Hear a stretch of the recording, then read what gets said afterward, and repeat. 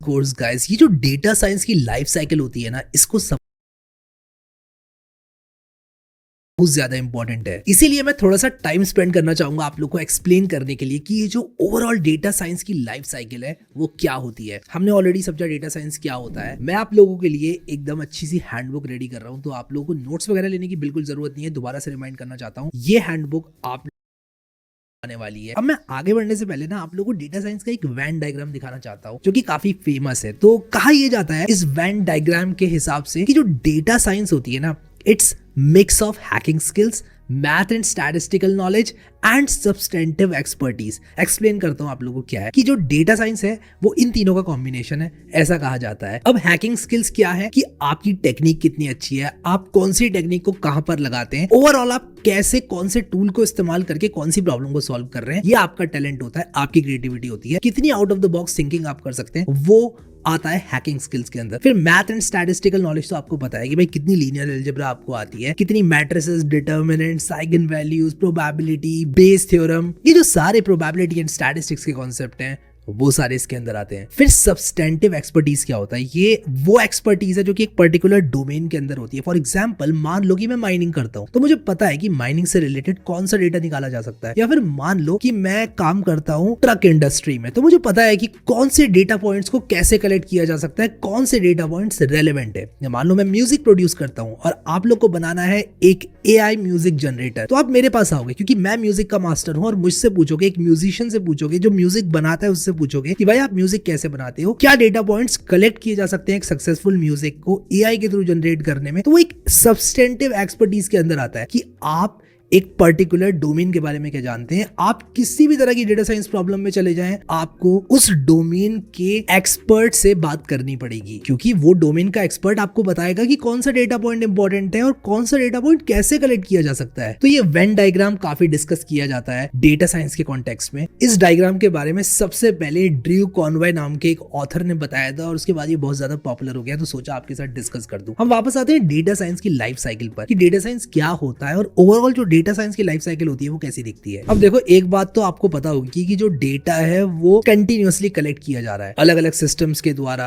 आप प्रोड्यूस कर रहे हैं डेटा, जैसे जैसे टाइम पास होता जा रहा है डेटा बढ़ता जा रहा है। अब उस डेटा में से इनसाइट्स को एक्सट्रैक्ट करने के लिए हम लोग डेटा साइंस लाइफ साइकिल को स्टडी करते हैं। डेटा से लेकर इनसाइट्स तक पहुंचने के लिए ये कुछ एक्शनेबल स्टेप्स होती हैं जो कि एक डेटा साइंटिस्ट लेता है। इसमें जो सबसे पहली स्टेप होती है वो होती है प्रॉब्लम डेफिनेशन, कि आप लोग अंडरस्टैंड करें अपनी प्रॉब्लम को, समझे कि भाई क्या सॉल्व कर रहे हैं, किस चीज के लिए सॉल्व कर रहे हैं। फॉर एग्जाम्पल, अगर आप लोगों के पास एक फेसबुक ग्राफ का डेटा है तो आप लोग क्या करना चाहते हैं उस डेटा के साथ? क्या आप ये समझना चाहते हैं कि दो लोग एक दूसरे से किस तरह से कनेक्टेड हैं, या फिर आप उन लोगों को रेलेवेंट एड्स दिखाना चाहते हैं? तो सबसे पहले आपको अपनी प्रॉब्लम को समझना है कि as part of the problem आप क्या क्या सॉल्व करोगे एंड क्या क्या सॉल्व नहीं करोगे। दिस इज ऑल्सो इंपॉर्टेंट, क्या क्या सॉल्व आप नहीं करोगे, क्या चीज out of scope of the project है। फॉर एग्जाम्पल, अगर हम लोग फेसबुक के ग्राफ की बात कर रहे हैं और अगर हम एक इंसान के कौन कौन से पोटेंशियल फ्रेंड्स हो सकते हैं जिनको वो जानता है, पीपल हु मे नो के तौर पे जो आप लोग सोशल नेटवर्क पे देखते हो, अगर हम वो पीपल ढूंढ रहे हैं तो हम एडवर्टाइजर्स की बात नहीं करेंगे, ना ही हम उन लोगों के इंटरेस्ट की बात करेंगे। हम कोई एक ऐसा काम नहीं करेंगे जो out of the scope of problem है। तो ये पार्ट प्रॉब्लम डेफिनेशन के अंदर आता है। प्रॉब्लम को डिफाइन करो, क्या सॉल्व करना है इसके बारे में क्लियर हो जाओ। इसके बाद दूसरा जो स्टेप है सबसे ज्यादा important, data collection, relevant data points को कलेक्ट करना। फॉर एग्जाम्पल, अगर आप लोग एक यूजर बिहेवियर को मॉनिटर करना चाहते हो तो मे बी आप लोग चाहोगे वो यूजर किस तरह से आपकी वेबसाइट पर एक्शंस ले रहा है, क्लिक कर रहा है, एक्टिविटीज कर रहा है, ये सब आप लोग कलेक्ट करोगे as part of your data. Data collection के बाद आता है डेटा क्लीनिंग, जिसको डेटा प्री प्रोसेसिंग भी कहते हैं। आप लोगों के पास कुछ डेटा आएगा जिसमें से कुछ चीजें रेलेवेंट होंगी, कुछ चीजें इररेलेवेंट होंगी, कभी कभी आपका डेटा इनकम्प्लीट होगा। फॉर एग्जाम्पल, मान लो आप लोग टेम्परेचर सेंसर के थ्रू टेम्परेचर ले रहे हैं अलग अलग डेट्स के अलग अलग टाइम्स में। कभी कभी आपने देखा कि सेंसर ने रिपोर्ट नहीं किया दोपहर का टेम्परेचर कुछ डेज में, तो ये मिसिंग वैल्यूज हो गई। कभी कभी आपके डेटा में इनकंसिस्टेंसी है, जैसे कि मान लो आपके सेंसर ने बता दिया कि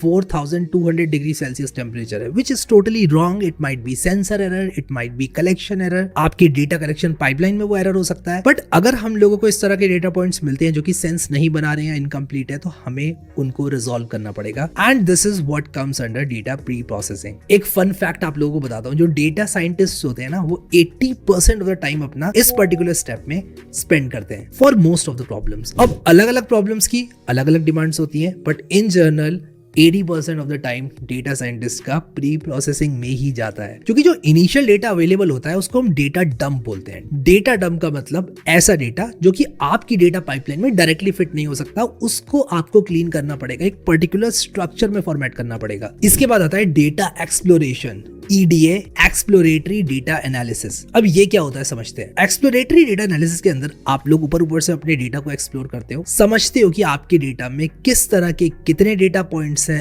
एवरेज चीजों का क्या है। मान लो आप लोगों ने टेम्परेचर कलेक्ट किया तो आप देखना चाहोगे कि एवरेज टेम्परेचर दोपहर में क्या रहता है, count of number of values of afternoon कितना है, काउंट ऑफ पर्टिकुलर डेट कितना है। फॉर एग्जाम्पल अगर हम बात करें 28 तारीख की, हमने 3 साल का डेटा कलेक्ट किया तो 28 तारीख 3 साल में कितनी बार आ रही है। इस तरह की चीजें आप लोग चेक कर सकते हैं एंड ऊपर से अपने डेटा की समरी को देख सकते हैं, चीजों का मीन मीडियन मोड देख सकते हैं, चीजों को विजुअलाइज करके देख सकते हैं विद टूल्स लाइक मैटप्लॉटलिब और सीबॉर्न, जिसको हम लोग आगे देखेंगे, अच्छे से डिटेल में एक्सप्लोर करेंगे। इसके बाद आता है next step which is model building. अब मॉडल बिल्डिंग का मतलब ये नहीं है कि मशीन लर्निंग का मॉडल ही बिल्ड किया जाएगा। ये मॉडल किसी भी तरह का हो सकता है। It can be as simple as a Python function. अगर आपका काम एक पाइथन फंक्शन से हो जा रहा है, मशीन लर्निंग की जरूरत नहीं है, तो हम जबरदस्ती अपनी प्रॉब्लम में मशीन लर्निंग को नहीं घुसाएंगे। हमारा प्रॉब्लम अगर एक सिंपल से पाइथन फंक्शन से सॉल्व हो रहा है बिना मशीन लर्निंग के, why would I use machine learning. For example अगर मेरा ओवरऑल प्लान ही है कि मुझे आफ्टरनून का एवरेज टेम्परेचर चाहिए, तो मुझे उसमें मशीन लर्निंग लगाने की कोई जरूरत नहीं है। ये मैं सिंपल एवरेज के फंक्शन से भी पता कर सकता हूँ। But let's be real world problems बहुत ज्यादा डिफिकल्ट होती हैं, रियल वर्ल्ड डेटा बहुत मैसी होता है, इसीलिए डेटा साइंटिस्ट का जो काम होता है वो इतना आसान नहीं होता है। You are very rarely going to see ऐसी प्रॉब्लम्स जो कि एक सिंपल पाइथन फंक्शन से सॉल्व हो जाए। बट मैं आप लोगों को बताना चाहता हूँ, मॉडल बिल्डिंग का मतलब ये नहीं है कि आपको एक मॉडल ही बिल्ड करना है, एक मशीन लर्निंग मॉडल ही बिल्ड करना है। अब मैं इस स्टेप के बारे में बात करता हूँ। टिपिकली आप लोग usually machine learning deep learning model ही बिल्ड करते हो, एक ऐसा मॉडल बिल्ड करते हो जो कि आप लोगों की प्रॉब्लम को सॉल्व करे। ये सब चीजें हम लोग डिटेल में सीखेंगे, साइकिट लर्न, टेंसरफ्लो, पाइटॉर्च किस तरह से यूज करना है ये भी सीखेंगे। इसके बाद एक बहुत इंपॉर्टेंट स्टेप होता है मॉडल इवैल्यूएशन। एक बार आपका मॉडल बन गया तो वो कितना अच्छा परफॉर्म कर रहा है ये आता है मॉडल इवैल्यूएशन के अंदर, और इसके अंदर बहुत सारी मैथमेटिक्स का इस्तेमाल किया जाता है। प्रिसीजन क्या होता है, एक्यूरेसी क्या होता है, रूट मीन स्क्वायर एरर क्या होता है, आरओसी कर्व क्या होता है, ये सब जानना डेटा साइंटिस्ट के लिए बहुत इंपॉर्टेंट है, और ये सारी स्टेप्स मॉडल इवैल्यूएशन के अंदर आती हैं। इसके बाद अगला स्टेप होता है डिप्लॉयमेंट। एक बार आपका मॉडल बन गया, प्रॉब्लम का सॉल्यूशन बन गया, तो आप लोगों को उसको कहीं ना कहीं डिप्लॉय करना होता है ताकि हर कोई उसको इस्तेमाल कर सके। हो सकता है कि आपके प्रेडिक्टिव मॉडल को एक ऐसा इंसान इस्तेमाल करेगा जिसने कभी अपनी जिंदगी में कोडिंग ही नहीं करी है, और ऐसे में आप लोगों को उनको एक GUI बनाकर देना होगा या फिर एक इंटरफेस बना के देना होगा जिससे कि वो इसको यूज कर पाए, और ये सारा कुछ आता है डिप्लॉयमेंट के अंदर। इसके लिए हम लोग यूज करते हैं packages like flask, fast API, react का भी इस्तेमाल होता है कभी कभी टू बिल्ड अमेजिंग डैशबोर्ड्स। इसके बाद अगली स्टेप होती है कम्युनिकेशन एंड रिपोर्टिंग। इसमें यूजुअली हम लोग डैशबोर्ड्स बनाते हैं, डेटा को समराइज करते हैं and overall process and results को डॉक्यूमेंट करते हैं। इसके बाद अगला स्टेप मेंटेनेंस एंड आइटरेशन। एक बार आपका मॉडल बन गया तो वो फाइनल सॉल्यूशन कभी नहीं होता है। एक बार आपका मॉडल डिप्लॉयमेंट में चला गया तो उसके बाद आपको फीडबैक मिलेगा, और उस फीडबैक के हिसाब से आप अपने मॉडल को फर्दर इंप्रूव करोगे ताकि वो और भी बेटर इनसाइट्स आपको दे सके। आपका मॉडल नए डेटा पे अपडेट होता जाएगा और जो प्रॉब्लम्स आएंगी उनको सॉल्व करता जाएगा, अगर वो पॉसिबल है उसी मॉडल के द्वारा सॉल्व करना। तो ओवरऑल स्टेप में आप लोग अपने मॉडल को मेंटेन करते हैं और आइटरेट करते हैं कि यार क्या चीजें बेहतर की जा सकती हैं। ये पूरी डेटा साइंस लाइफ साइकिल जो कि मैंने आप लोगों को इस वीडियो में बताई है, मैंने डॉक्यूमेंट कर रखी है आप लोगों के लिए, जो कि आप डाउनलोड कर सकते हैं इस हैंडबुक को। बट मैं कहूंगा आप चीजों को समझने पर अभी ध्यान दो, नोट्स लेने पर ध्यान मत दो, क्योंकि वो काम मैंने आप लोगों के लिए रिजॉल्व कर रखा है। और आने वाले वीडियोस में भी मैं जैसे जैसे आपको बताऊंगा, आपको कोशिश करना है कि आप हैंड्स ऑन चीजों को मेरे साथ करो। चीजों को याद करने पर ज्यादा फोकस मत करो और ना ही नोट्स लेने पर ज्यादा फोकस करो, क्योंकि वो चीज मैंने आप लोगों के लिए रिजॉल्व कर दी है। आई होप आप लोगों को इस कोर्स में मजा आ रहा है। See you in the next video. Hey guys, अगर आपको भी कोर्सेज देखने का शौक है और आप नए नए कोर्सेज को एक्सप्लोर करना चाहते हो तो आपको अपने क्रोम ब्राउजर पे सर्च करना है RIA-SMM.shop। आप अच्छे से देख लो, आपको सर्च करना है RIA-SMM.shop, जैसा यहाँ पे लिखा हुआ RIA-SMM.shop। देख लो RIA-SMM.shop लिखा हुआ है ना, ये सिंपल से आपको अपने क्रोम ब्राउजर पे सर्च करना है या गूगल पे सर्च करना है। और सर्च करने के बाद देखो आपको पहले नंबर पे ना एक वेबसाइट देखने के लिए मिलेगा। सिंपल सा इस वेबसाइट पर आपको क्लिक कर देना है। यहाँ पे आपको दिखेगा 3300+ कोर्स बंडल। इस पर क्लिक करके आप हमारे टेलीग्राम चैनल को ज्वाइन कर सकते हो, जहाँ पे हमारे पास बहुत सारे कोर्सेज अवेलेबल है और आप वहाँ से इजीली एक्सेस कर सकते हो। और यहाँ पे नए नए कोर्सेज का भी नाम लिखा हुआ है, तो इस पर क्लिक करके भी आप कोर्सेज को एक्सेस कर सकते हो।